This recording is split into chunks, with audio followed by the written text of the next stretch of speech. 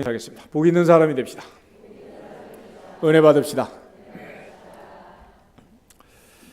오늘은 열왕기상 18장 41절부터 46절 말씀을 읽었습니다.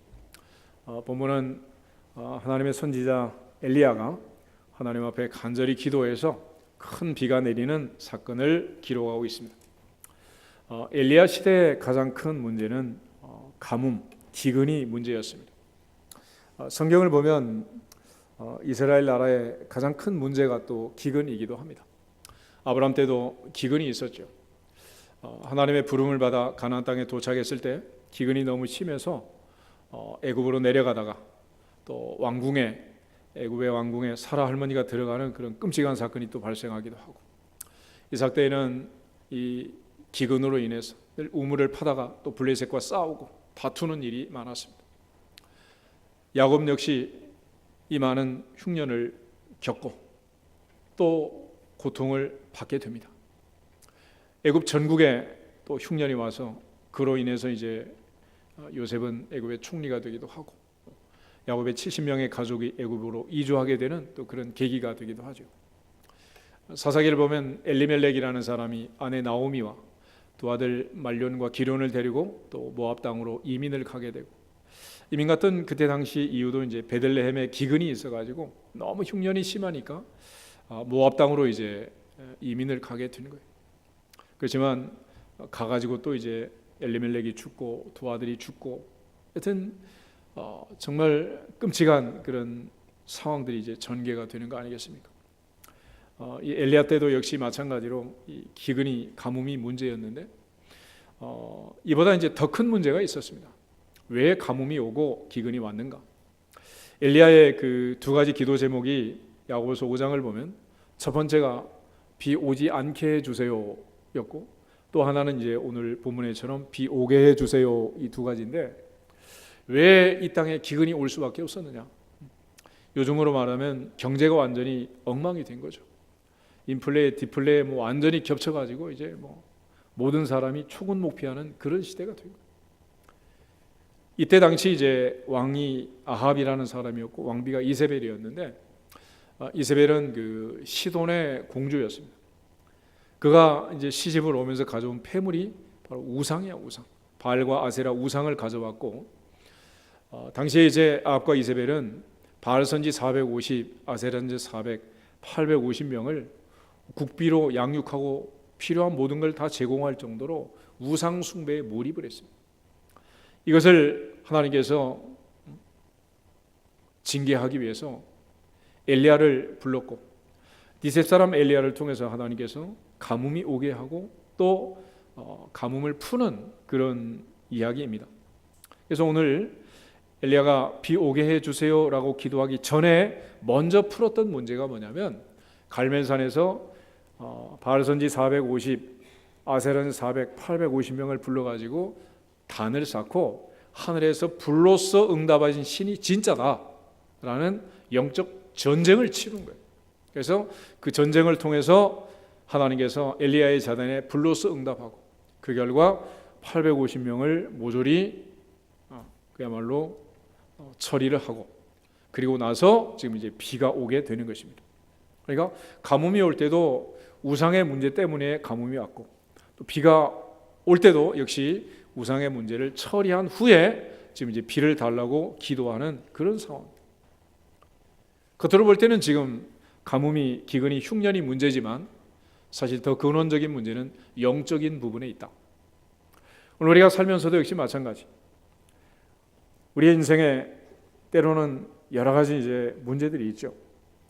어떤 때는 가뭄으로, 어떤 때는 질병으로, 어떤 때는 교통사고로, 하나님께서 이 모양 저 모양으로 우리 인생에 브레이크를 밟을 때가 있다. 하나님과 우리 사이를 그야말로 가로막는 문제가 뭐냐? 이사야 59장을 한번 찾아보겠습니다. 이사야 59장을 보시면, 이사야는 그래도 아주 간단하게 정리를 하고 있는데, 이사야 59장 1절부터 3절 말씀, 1039페이지, 구약성경 1039페이지 이사야 59장 1절부터 3절 말씀 같이 한번 읽겠습니다. 여호와의 손이 짧아 구원하지 못하심도 아니요 귀가 둔하여 듣지 못하심도 아니라 오직 너희 죄악이 너희와 너희 하나님 사이를 갈라놓았고 너희 죄가 그의 얼굴을 가리어서 너희에게서 듣지 않으시게 함이니라. 이는 너희 손이 피해 너희 손가락이 죄악에 더러워졌으며 너희 입술은 거짓을 말하며 너희 혀는 악독을 내밀어. 아멘. 우리가 하나님 앞에 기도할 때 우리의 기도가 하나님 보좌에 상달되고 하나님이 응답하겠다는 것은 신구약 성경의 가장 강력한 약속이에요. 구하라 그리하면 주시리라. 내 입을 넓게 열라 내가 채우리라. 그런데 하나님과 우리 사이에 그야말로 우리의 기도가 올라오고 하나님의 응답이 내려오는 것을 가로막는 한 가지 사건이 있는데 그게 바로 죄다, 그렇게 말합니다. 그럼 죄는 어디서 온 거냐? 야고보서 1장 15절을 보면 욕심이 잉태한즉 죄를 낳고 죄가 장성한즉 사망을 낳느니라. 이때 당시에 문제는 이제 우상 숭배로 민족 전체가 이제 죄를 짓는 그런 상황에 빠지게 됩니다. 왕과 왕비가 주도를 했고 모든 백성이 동조하던 그런 사건이 된 거예요. 그래서 엘리야가 하나님 앞에 비를 달라고 기도하기 전에 하나님과 이스라엘 사이에 가로막힌 이 문제를 해결한 것입니다. 우리 흔히 말하기를 그러죠. 내 죄는 누가 제일 잘한다? 내가 아는 거. 그러니까 우리가 실제로 살면서 내게 닥쳐오는 여러 가지 상황들을 보면서 스스로 깨닫는 거죠. 스스로 생각을 하는 거야. 이런 문제가 저런 문제가 이 문제가 나를 가로막고 있구나. 저 문제가 나를 가로막고 있는. 하나님과 나 사이에 이 문제를 먼저 풀어야 되는데 우리가 기도를 먼저 하고 그 문제를 풀지 않으니까 기도가 올라가지 않는 거야. 엘리야처럼 먼저 하나님과 나 사이에 가로막힌 담장을 헐고 죄 문제를 풀고 욕심을 내려놓고 하나님께 기도하면 하나님께서 약속하신 대로 큰 비를 주실 줄로 믿습니다.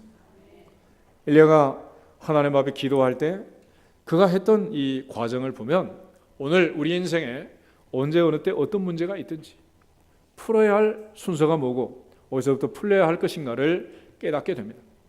또 하나 우리가 이 문제를 보면서 제일 중요한 것은 지금 민족 전체든 가정이든 한 개인이든 그 삶의 배후에 전능하신 하나님이 계시니라. 할렐루야. 그냥 우연히 일어난 일은 없다는 거예요. 그러니까 하나님께서 내 삶을 간섭하시고 내 배후에 그분이 계시는 거예요. 근데 우리는 인정하지 않고 마치 하나님이 없다 하는 사람들처럼 살다 보니까 늘 문제가 생기는 거죠.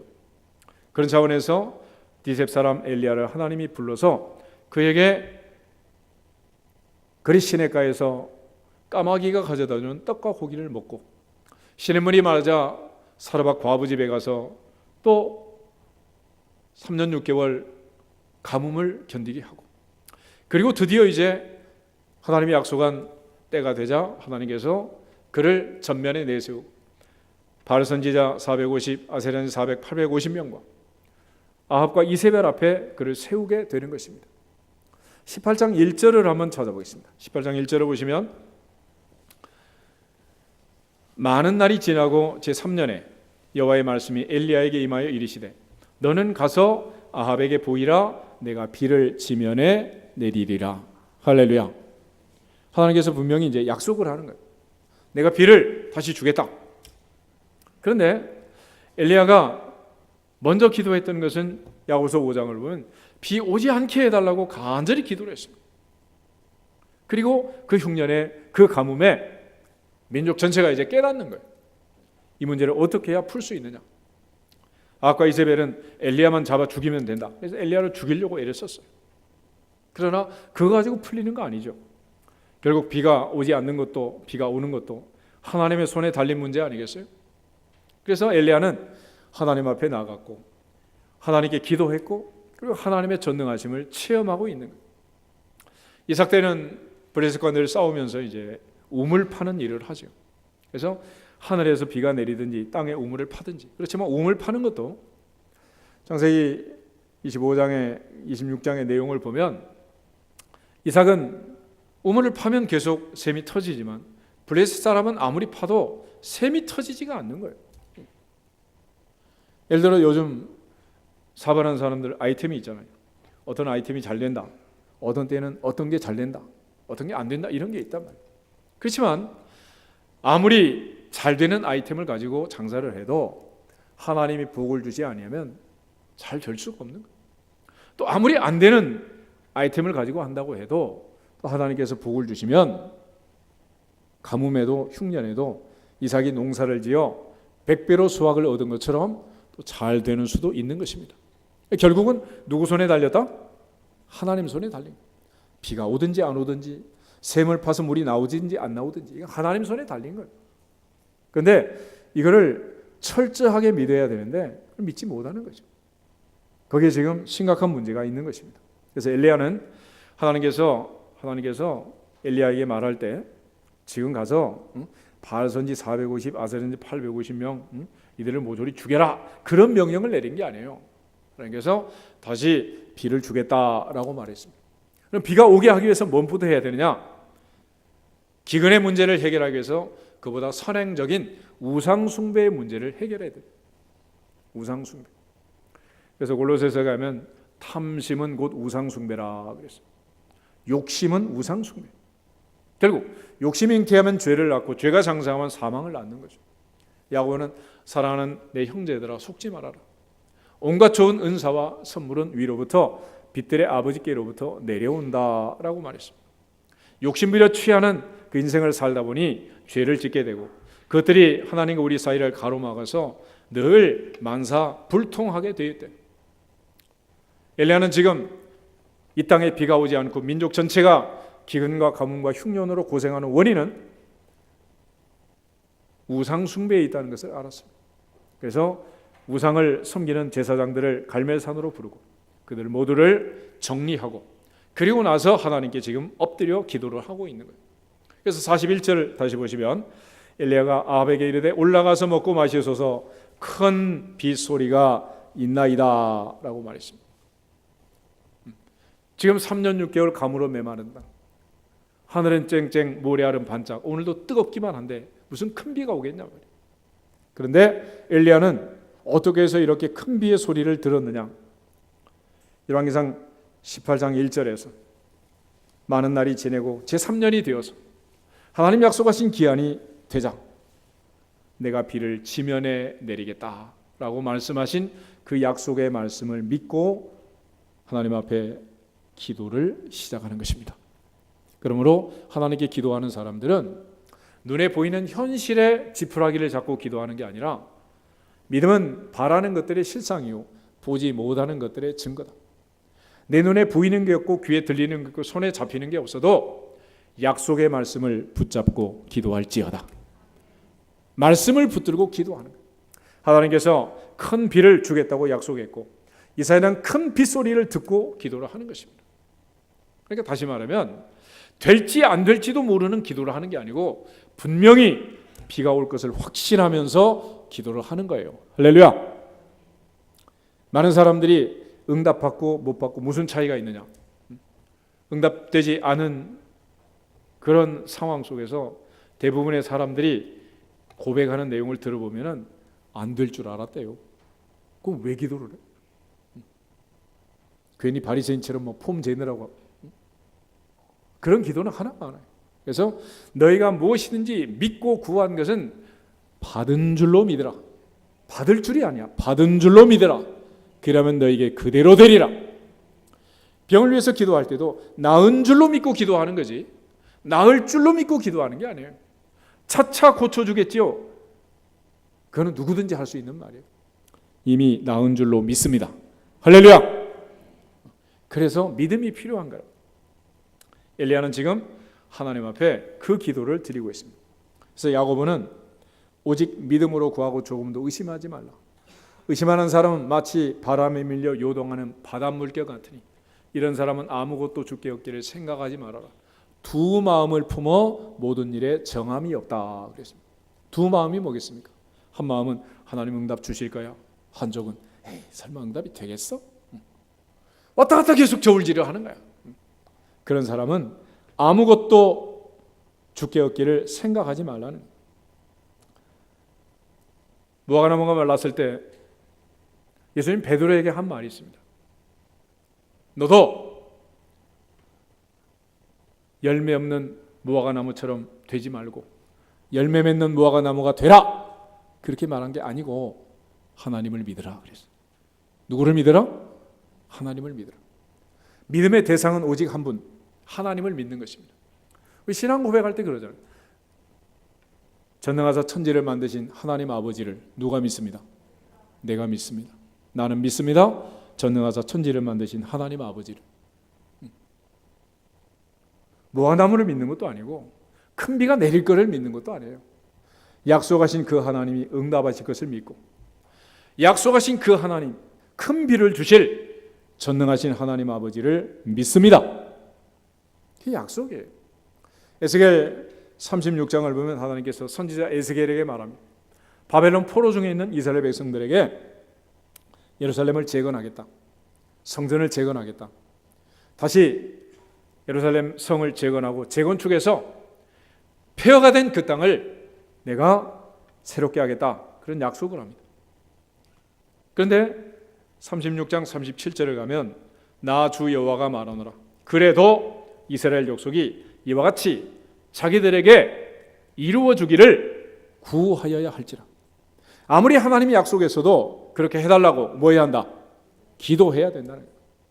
18장 1절에서 내가 큰 비를 주겠다라고 하나님 말씀했지만 그냥 비가 오는 게 아니고 그렇게 말씀했음에도 불구하고 비는 그냥 내리는 게 아니라 그 말씀을 믿고 기도하는 엘리야의 기도를 통해서 그의 기도의 응답으로 비가 온 줄로 믿습니다. 이스라엘 백성들이 바벨론 포로로 잡혀갈 때 하나님은 에레미야 선지자를 통해서 바벨론 포로는 70년이다 라고 말했습니다. 70년이 되면 저절로 포로가 끝나야 되는데 끝나지가 않아요. 이 사실을 민감하게 깨달은 선지자가 있었는데 그게 바로 다니엘 선지자였습니다. 그때 다니엘이 한 일이 무엇인가? 우리 다니엘서 9장을 한번 찾아보겠습니다. 다니엘서 9장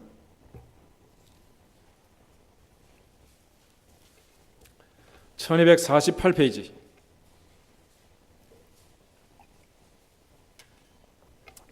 1절에서 4절에 있는 말씀. 다니엘 9장 1절부터 4절 말씀. 1248페이지 가져오겠습니다. 메대 족속 아하수에로의 아들 다리오가 갈대아 나라 왕으로 세움을 받던 첫 해 곧 그 통치 원년에 나 다니엘이 책을 통해 여호와께서 말씀으로 선지자 예레미야에게 알려주신 그 연수를 깨달았나니 곧 예루살렘의 황폐함이 70년 만에 그치리라 하신 것이니라.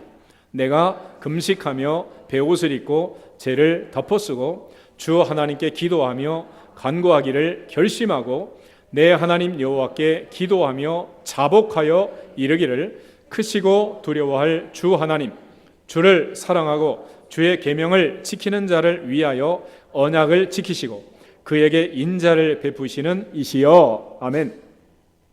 다니엘을 보면 왜 기도했느냐? 하나님께서 에레미야에게 약속한 70년이 지금 다 됐단 말이에요. 그럼 가만히 있으면 뭐 포로가 해방이 되겠죠.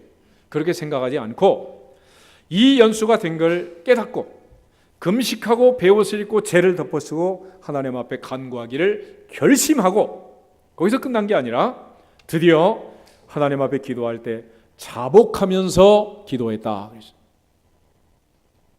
기도하기 전에 해결할 문제가 죄 문제라 그랬죠. 민족 전체가 죄를 지어 예루살렘이 무너지고 성전이 회파되고 바벨론 나라로 포로로 잡혀갔습니다. 그것이 마치 내 죄인 것처럼 하나님 앞에 자복하고 다니엘이 기도하는 거예요. 그의 기도가 응답되어 대제국 바벨론이 망하고 페르시아가 등장하면서 페르시아의 대왕 고레스의 칙령을 따라 이스라엘 백성들이 바벨론 포로에서 귀환하게 되는 것입니다. 오늘 하나님의 말씀은 믿는 자 속에서 역사한다 그랬습니다. 예를 들어서 내 입을 넓게 열라 내가 채우리라 말씀하신 약속의 말씀을 믿는다면 하나님께 입을 열어 부르짖을지어다 기도할지어다. 그런 약속이 없는데도 기도한다면 그건 바보야. 그러지 않겠어? 너는 내게 부르짖으라 내가 내게 응답하겠고 내가 알지 못하는 크고 은밀한 일에 보이리라 말씀하신 그 말씀을 내게 주신 약속의 말씀으로 믿는 자는 부르짖을지어다. 그리고 부르짖으면 하나님이 응답하신다는 거예요. 지금 하나님께서 디셉 사람 엘리야에게 말씀하셨고, 엘리야는 그 말씀을 내게 주신 말씀으로 확신하고 기도하면서 큰 비가 오기 전에 먼저 바알 우상의 문제를 해결하고, 바알 선지 450, 아세르는 400, 850대 1의 영적 전쟁에서 승리하고, 하나님과 나 사이에, 이스라엘 민족 사이에 막힌 담을 헐고 하나님께 지금 기도하는 거예요. 큰 비의 소리를 그가 듣고, 그리고 하나님께 엎드렸습니다. 다시 말하면 그는 하나님의 약속을 믿었고 믿음으로 지금 무릎을 꿇고 있는 거예요. 그러므로 기도하는 사람은 응답 받고 나서 믿는 게 아니라 믿으면 기적을 보게 됩니다. 할렐루야. 기적을 보고 믿는 게 아니에요. 믿으면 기적을 보게 되는 거예요. 우리 옆 사람은 인사하겠습니다. 믿으면 기적을 봅니다. 믿어지시기를 축복합니다. 두 번째, 엘리야의 기도를 통해서 배우는 것은 42절에 아합이 먹고 마시러 올라가니라. 엘리야가 갈멜산 꼭대기에 올라가서 땅에 꿇어 엎드려 그의 얼굴을 무릎 사이에 넣었다 그랬는데, 두 번째는 갈멜산 꼭대기로 올라갔다는 거예요. 왜 하필 갈멜산 꼭대기로 올라갔느냐? 다시 말하면 그는 하나님을 찾아 올라갑니다. 하나님을 찾았어요. 예수님 말씀으로 얘기하자면 큰 거리 어기 회당에서 기도하기를 좋아하는 바리새인들을 본받지 말아라. 저희는 자기 상을 이미 받았느니라. 너는 기도할 때 내 골방에 들어가서 문을 닫고 기도해라. 은밀한 중에 보시는 내 아버지께서 갚으시리라. 할렐루야. 하나님 앞에 기도하기 위해서 갈멜산 꼭대기로 올라간 거예요. 모세가 전쟁이 났을 때, 아말렉과 전쟁할 때 르비딤 산 꼭대기로 올라가서 손을 들고 기도했잖아요. 아사라는 왕은 병들어 죽게 됐을 때 의사를 찾다가 죽었습니다. 그러나 우리가 잘 아는 것처럼 히스기야는 벽을 향해 기도하고 15년을 더 살았습니다. 우리가 가지고 있는 많은 습관들이 있죠. 3살 버릇이 80까지 간다지만 80 가기 전에 반드시 고쳐야 할 버릇이 하나 있는데, 그것은 사람을 찾는 버릇을 고치고 하나님 찾는 습관을 새롭게 들이시기를 축복합니다. 거기서부터 기도의 문이 열리는 거예요. 사람을 찾아서, 사람을 향해서 사람 붙들고 기도하는 게 아니고 하나님 앞에 기도하고, 하나님께 엎드려 기도하고, 하나님 앞에 간구하고, 그야말로 면벽 기도를 하고 골방 기도를 하는 거예요. 이것은 하나님 앞에 기도하는 것입니다. 마가복음 1장 35절이면 예수님은 기도할 때 언제든지 이렇게 기도했어요. 새벽 오히려 미명에 예수께서 일어나 나가 한적한 곳으로 가사 거기서 기도했다. 무슨 얘기였습니까?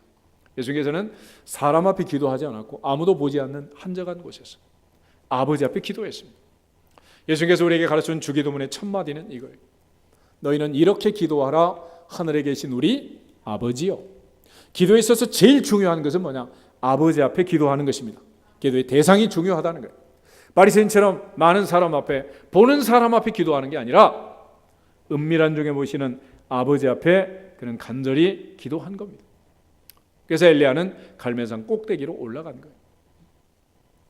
그리고 또 하나, 세 번째로 그가 이제 기도하는 자세를 보면 땅에 꿇어 엎드려 그의 얼굴을 무릎 사이에 넣었다 그랬습니다. 집에 가서 이대로 한번 해보세요. 이거는 숙련된 숙달된 요가 선수 아니고는 이렇게 하기 어려워. 야고보는 흔히 낙타 무릎이었다 그렇게 말합니다. 이거는 엘리야가 얼만큼 하나님 앞에 무릎을 꿇는 것이 습관화되어 있었는가 하는 걸 보여주는 거예요. 그러니까 그는 항상 문제가 있으면 하나님 앞에 무릎을 꿇었고 엎드려 기도했다 그런 뜻입니다. 서양 사람들은 보통 무릎을 꿇어서 엎드려 기도하거나 큰절하는 이런 걸 잘하지 않습니다. 우리가 이제 설이고 명절에 그런 큰절하는 걸 보니 이 사람은 깜짝 놀란다. 왜냐하면 서양 사람들은 이렇게 무릎을 꿇어 큰절할 때가 딱 한 번 있는데 아무 때나 하는 게 아니고 전쟁이 나서 한쪽이 이기고 한쪽이 질 거 아닙니까?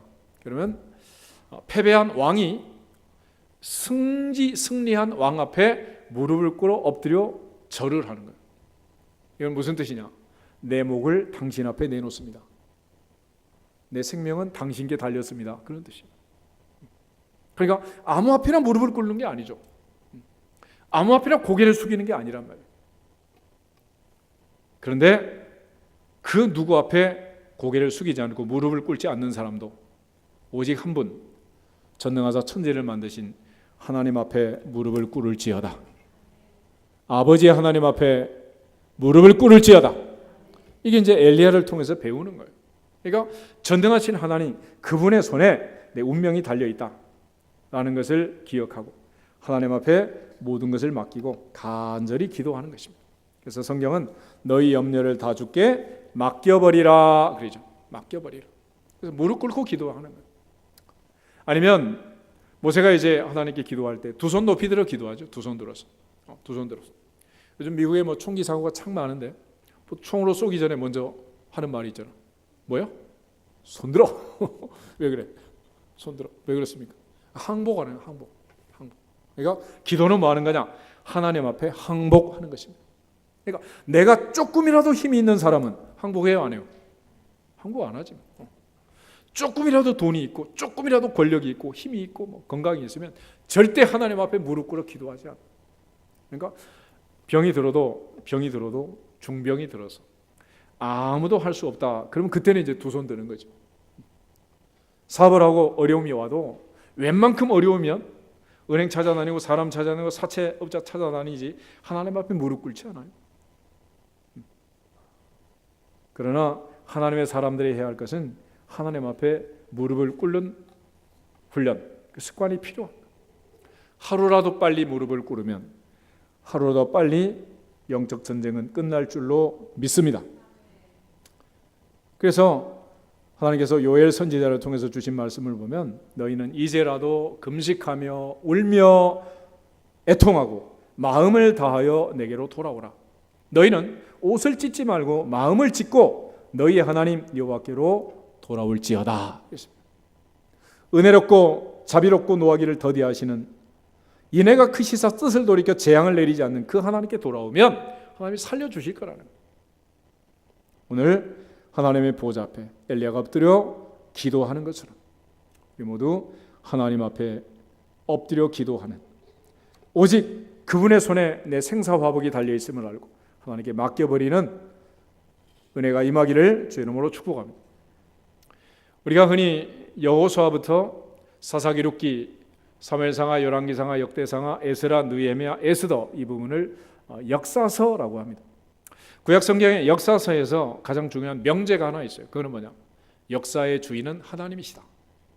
역사의 주인은 하나님이시니라. 그 얘기는 우리나라의 문제도 하나님 손에 달려있고 어느 조직이고 회사고 다 하나님 손에 달려있는, 교회도 가정도 개인도 하나님의 손에 운명이 달려있는 줄 믿습니다. 결국 하나님의 손에 달려있는, 하나님 손에. 그런데 우리 흔히 마치 그것이 내 손에 있지 않고 희한한 데 있는 줄로 착각을 하는 거예요. 보통 사람들이 건강 그러면 뭘 먹어가지고 건강하려고 합니다. 뭘 먹으면 좋습니까? 어떤 병에는 뭐가 좋습니까? 근데 성경은 그렇게 말하지 않더라고요. 호흡이 끊어지면 그날에 죽는다 그래. 하나님께서 사람을 살려낼 때 뭐 집어넣습니까? 생기를 집어넣었어요. 아무리 삼손처럼 힘이 세도 생기만 끄집어내면 끝이야. 아무리 높은 자리에 있는 왕도, 세계에서 달리기를 제일 잘하는 우샤인 볼트도 마찬가지. 목 끊어지면 죽어? 숨 끊어지면 죽는 거야. 근데 우리는 그걸 몰라. 그리고 뭘 먹어가지고 뭘 해가지고 이래가지고 사는 줄 착각한다. 생명은 하나님께 속한 것이다. 결국 하나님 앞에 무릎 꿇어 기도한 엘리야처럼 내 생명이 하나님 손에 달려있음을 믿고 믿어지시기를 주 이름으로 축복합니다. 사드를 배치하니 안 하니 이거 가지고 중국으로 또 보복을 받니 계속 온 나라가 시끄러운데, 그 옛날 애국가를 작사하던 작사자가 한마디로 정의한 게 있잖아. 하나님이 보호하사 우리나라 만세. 할렐루야. 누구 손에 달렸다? 하나님 손에 달려. 사무엘상 17장에 다윗이 골리앗과 전쟁할 때 선포한 얘기. 전쟁은 누구한테 속했다? 하나님께 속한 것이다. 결국 하나님께 속한 거 아니겠어요? 어느 쪽이든 하나님이 이기게 하는 쪽이 이긴다는 거예요. 당시 전력을 비교하면 다윗과 골리앗 결혼으로 바위치기 아니겠어요? 그렇지만 다윗이 이겼습니다. 어떻게 이겼습니까? 너는 칼과 창과 단창으로 내게 오지만 나는 내가 모욕하는 만군의 여호와의 이름으로 내게 가노라. 할렐루야. 겉으로 볼 때는 다윗의 무기는 물맷돌 5개였지만 진짜 무기는 만군의 여호와 하나님의 이름이었습니다. 오늘 우리 인생의 가장 중요한 무기가 뭐냐? 믿음이라는 거예요. 믿음. 그래서 믿음의 기도는 병든 자를 구원하리니 주께서 저를 일으키시리라. 혹시 죄를 범하였을지라도 사하심을 얻으리라. 할렐루야. 믿음의 기도가 중요하다는 거예요. 네 번째로 엘리야가 사환에게 43절에 보면 부탁을 합니다. 올라가 바다 쪽을 바라보라. 그가 올라가 바라보고 말하되 아무것도 없나이다. 이르되 7번까지 다시 가라 그랬습니다. 먼저는 올라가라. 그리고 바다 쪽을 바라보라 그랬습니다. 갈멜산에 올라가서 바다 쪽을 보면 이게 바로 지중해 쪽이고 그게 서쪽입니다. 요즘 소나기가 내리고 열대우림처럼 스콜도 내리고 큰 비가 내리는 그런 때도 있는데 결국 비가 오고 안 오고는 서쪽을 보는 거예요. 서쪽. 그래서 서쪽에 먹구름이 몰려오면 큰 비가 오는 거고 먹구름 건너편에 또 맑은 하늘이 있으면 이건 지나가는 비다. 서쪽을 보면 알 수 있어요. 그래서 우리 기도원 가가지고 바다 쪽을 보면 바다 저 건너 중국 쪽이 맑게 하늘이 보이기 시작하면 비는 더 이상 안 오는 거예요. 그래서 지중해 쪽을 바라보라, 서쪽을 바라보라 그랬습니다. 그런데 서쪽에 아무것도 없다는 거예요. 오늘도 하늘은 맑고 햇볕은 쨍쨍. 무슨 비가 오겠냐는 거예요. 그럼에도 불구하고 엘리야는 하나님 앞에 기대와 소망을 놓지 않고 기도하는 거예요. 하늘은 맑은데 하나님 말씀이 비 온다 그랬어요? 안 온다 그랬어요? 온다고 했잖아요. 그래서 엘리야는 눈에 보이는 하늘을 믿는 게 아니라 하나님의 말씀을 붙들고 기도하는 거예요. 할렐루야. 그래서 기도는 눈에 보이는 하늘을 보고 하는 게 아니라 전능하신 하나님의 말씀을 붙들고 하는 것입니다. 할렐루야. 다시 한번 인사하겠습니다. 말씀만 붙잡고 기도합시다. 광야 세대는 왜 실패했느냐? 동서남북 보이는 광야만 봤기 때문에 실패한 거예요. 그런데 여호수아 갈렙은 보이지 않는 가나안 땅을 바라보고 승리한 것입니다. 우리가 흔히 그러죠. 서울 갔다 온 사람하고 갔다 오지 않는 사람하고 싸우면 누가 이긴다? 안 갔다 온 사람이 이겨. 여보 보세요. 여호수아 갈렙 가나안 땅에 40일 동안 정탐하고 왔잖아요.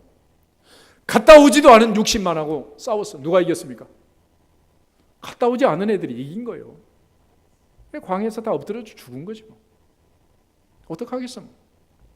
그래서 하나님 앞에 기도하는 사람들은 눈에 보이는 현상을 보고 기도하는 게 아니고 전능하신 하나님의 약속을 붙들고 기도하는 것입니다. 할렐루야. 예를 들어 암 환자를 위해서 기도한다 그래봐요.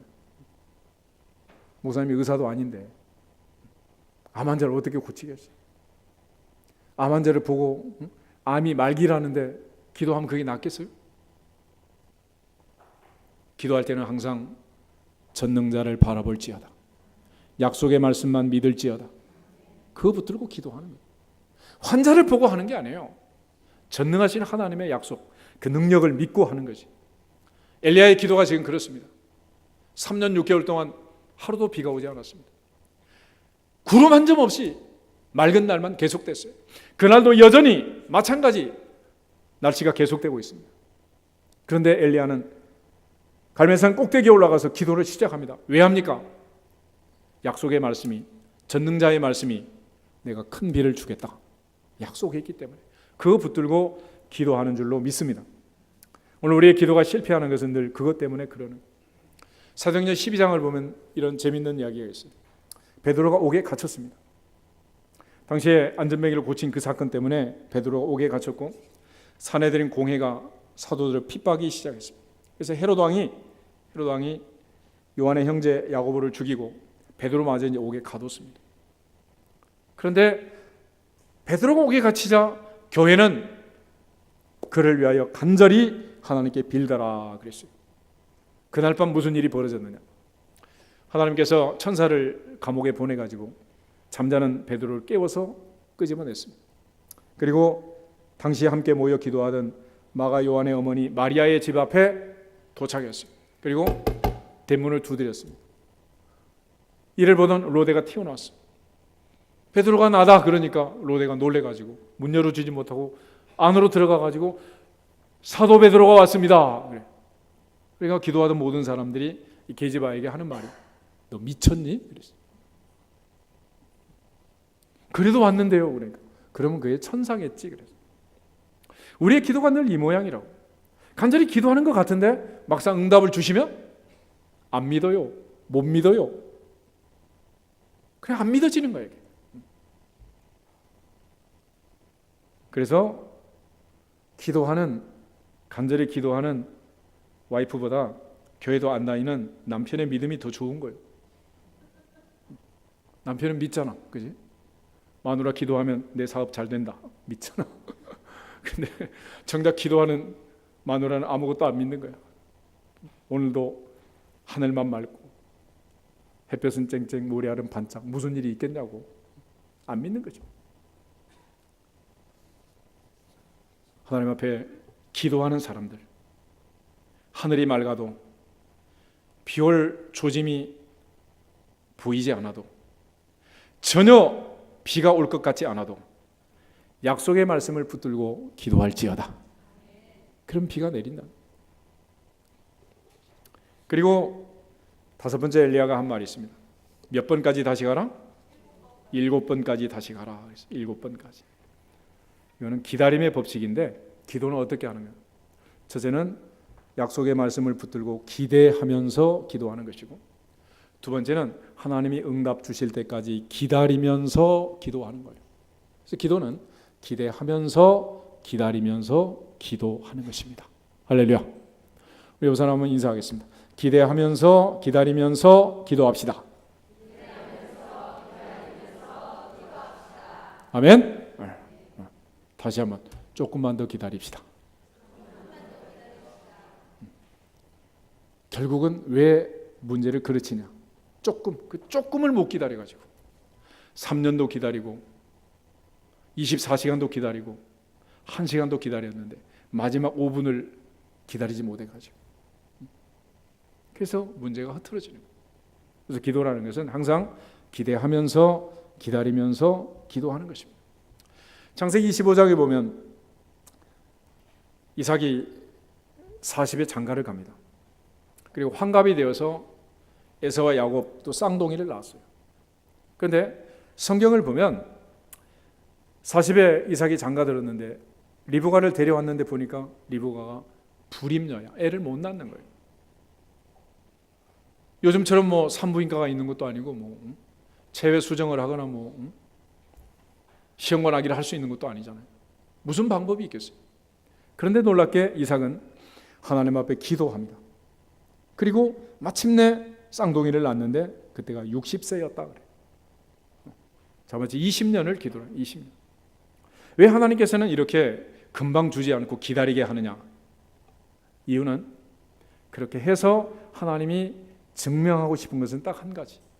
이 아들은 네가 낳은 게 아니고 내가 준 거다. 그걸 확증시키는 거예요. 확증.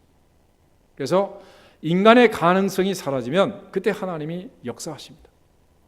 아브라함은 언제 아이를 낳느냐? 100살 되었을 때, 인간의 소망이 다 끊어졌을 때, 내 몸이 죽었고 사라의 태가 죽었을 때 하나님이 그를 통해서 이삭을 주시고 그 아들 이삭으로 인해서 하늘의 별처럼 바다의 모래처럼 많은 자손을 주기로 약속한 거예요.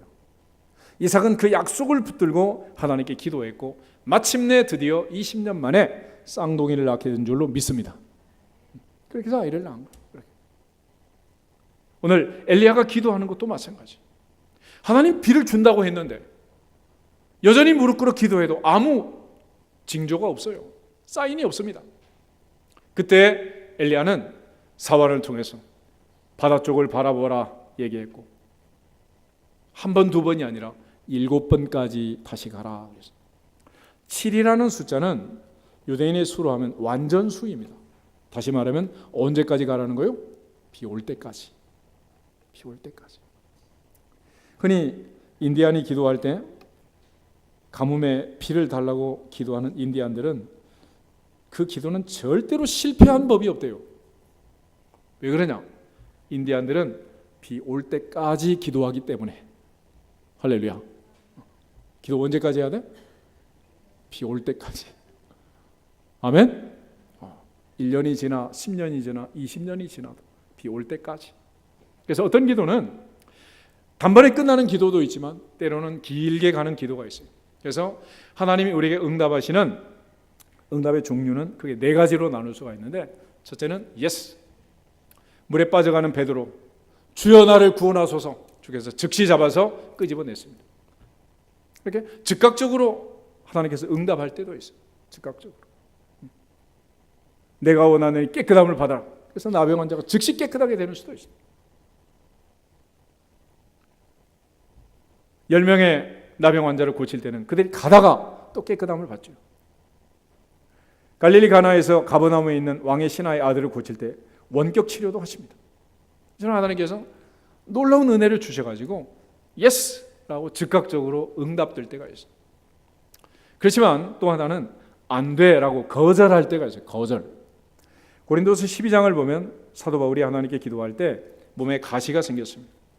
그게 뭐냐? 지금도 이제 많은 사람이 논쟁을 하지만은 아마도 그가 다메섹도 상에서 주님 만날 때 해보다 더 밝은 빛을 받고 눈이 멀었고 아나니아 선지자를 통해 안수기도 받을 때 눈에 비늘이 떨어졌지만 여전히 시력이 좋지 않았고, 그래서 바울의 편지는 늘 대필자가 있었고 마지막에 바울이 큰 글자로 사인을 했다.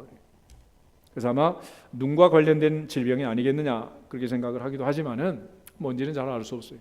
그렇지만 하나님의 응답은 이것이었습니다. 3번이나 이것이 내게서 떠나기 위하여 주께 간구했다. 그렇지만 주님은 말씀하시기를 내 은혜가 내게 족하도다.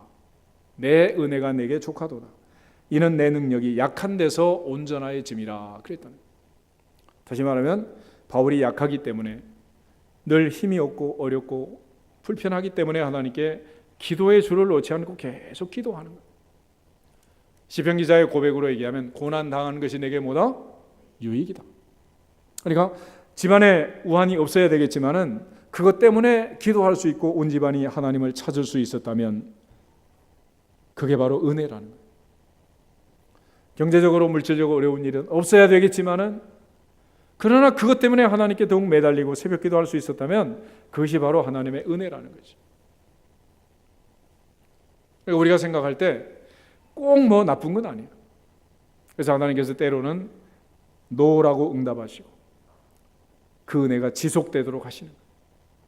우리는 모든 문제가 다 해결되면 좋을 것 같지만은 하나님께서는 이처럼 한 가지씩을 늘 남겨두어서 바울이 교만하지 않게 하신 것처럼 우리가 교만하지 않고 늘 주님 앞에 엎드려 기도하도록 하나님께서 이 집이나 저 집이나 다 한 가지씩을 주시는 거예요. 그 문제만 아니면 딱 좋은데 하나님은 항상 2% 부족하도록 그 문제를 놔두시잖아요. 그래서 때로는 노라는 게 있습니다. 그러나 3번째는 엘리야가 기도할 때 7번까지 다시 가라 하는 것처럼 3번째 방법은 기다려라. 기다려라. 기다려라. 우리 우물에서 숭늉을 찾는 아주 다급한 그런 빨리빨리 응답되기를 원하지만 하나님께서는 기다려라. 그거예요. 기다려라. 할렐루야. 기다림의 법칙이 있어요. 얼마 전에 삼성이 노트 7을 애플의 본고장 미국에서 이제 시사회를 했잖아요. 올해 아무리 좋은 폰이 나와도 1년 더 기다리면 더 좋은 폰이 나올까 안 나올까? 또 나와. 또 나와. 그러니까 조금만 더 기다리면 더 좋은 일이 있게 되는 거예요. 할렐루야. 그래서 하나님께서는 기다려라 그래. 지금 그거 못 사면 죽을 것 같지만 기다려라. 그러면 더 좋은 일이 있는 거예요. 아멘. 그래서 기도하는 사람들에게 필요한 것은 뭐냐? 기다림의 법칙. 인내가 필요한 거예요. 인내를 온전히 이루라. 할렐루야. 다시 한번 인사하겠습니다. 기다리면 더 좋은 것을 주십니다.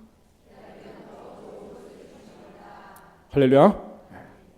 항상 조급하게 선택하고 결정하고 나서 많은 사람들이 후회하는 거예요. 기다리면 됐을 텐데 기다리지 못한 것입니다. 마지막 네 번째 방법은 뭐냐? 예상치 아니한 unexpected, 기대하지 않았던 놀라운 크고 비밀한 것들로 응답하시는 거예요. 예레미야 33장 3절 말씀처럼 너는 내게 부르짖으라 내가 내게 응답하겠고 내가 알지 못하는 크고 은밀한 일을 내게 보이리라. 할렐루야. 그 놀라운 하나님의 응답이 또 있는 거예요. 그러므로 나는 이렇게 해달라고 고집하지만 하나님께서는 그보다 더 좋은 것을 예비하시고 크고 비밀한 것을 예비하신 줄로 믿습니다. 이 모든 것을 종합하면 결국은 한마디야. 구하라 그리하면 주시리라. 반드시 주시는 거예요. 믿고 구한 것은 받은 줄로 믿어라. 그리하면 너에게 그대로 되리라. 할렐루야. 그대로 되는 것뿐만 아니라 30배, 60배, 100배 크고 비밀한 것들로 더 좋은 것들로 응답하실 줄로 믿습니다. 엘리야가 기도하는 이 모든 기도는 하늘을 보고 기도하는 게 아니에요. 약속의 말씀을 붙들고 약속의 말씀을 믿고 기도하는 것입니다. 이삭이 그 약속의 말씀을 붙들고 20년 동안 기도해서 40의 장가들아 환갑에 쌍둥이를 낳은 것처럼 아브라함이 100살에 하나님의 말씀대로 아들 이삭을 얻은 것처럼 우리가 약속의 말씀을 붙들고 기도하면 여호수아 갈렙처럼 반드시 가나안의 주인공이 될 줄로 믿습니다. 눈에 보이는 현상이 아니라 약속의 말씀을 붙들고 사는 것. 여호와는 내게 복을 주시고 너를 지키시기를 원하며 여호와는 그 얼굴을 내게 비치사 은혜 베푸시기를 원하며 여호와는 그 얼굴을 내게로 향하여 드사 평강 주시기를 원하노라. 할렐루야. 이 말씀은 믿는 자 속에서 역사하느니라. 믿는 자 속에서 역사하느니라. 다니엘이 그 약속을 믿고 기도할 때 바벨론 포로가 끝난 것처럼 약속의 말씀을 믿고 기도하는 거예요. 그 믿음으로 기도해서 무더운 여름 모든 가정이 건강하고 행복하고 평안하시기를 주님의 이름으로 축복합니다. 다시 한번 인사하고 기도하겠습니다.